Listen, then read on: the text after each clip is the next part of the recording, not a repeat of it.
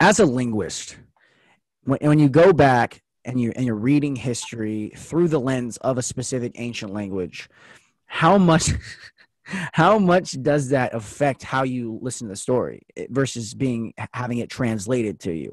How you guys can't see this, but he's just staring at me right up close to the camera. How much does how much does reading an actual ancient language of a story change the way you view the story versus being having it translated to you?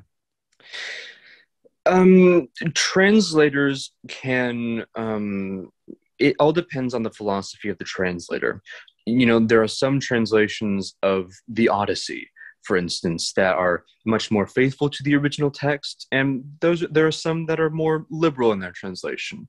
I enjoy both. It all has to do with, an understanding of the culture and of the society and the time that it was written in, and how that can affect the way that more liberal translations can accentuate or diminish certain parts of the story. But in regards to the comparison of the original text, obviously the original text wins every single time, because it's sort of like that set in stone. This is the actual story right here, and every other translation is basically just a derivation of it. There's going to be some difference, even if it's on a microscopic level. Um, so yeah, no, there's always going to be a difference between a translation and the original text. But in regards to what I've read, I don't know ancient Greek.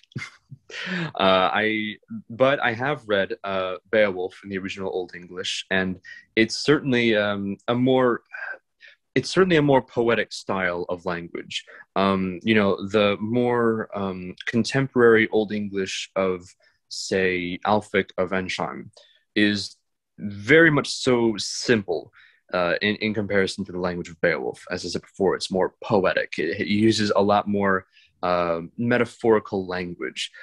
Oceans are called whale roads, and rivers are called swan roads, and swords are sweaty instead of being bloody. There's a lot more metaphor going on. So, Mm-hmm. I can certainly parallel it to more abstract forms of poetry in that regard.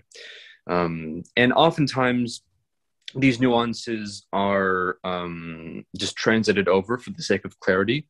People don't translate Swan Road and Whale Road unless they want to be an asshole. They'll just translate it as ocean or river because, no one's going to know what the fuck that means. Because again, that metaphor, those metaphorical styles, just not used today. They're primarily a feature of Anglo-Saxon poetry. So, but at the end of the day, it all has to do with the philosophy of the translator in regards to how they approach the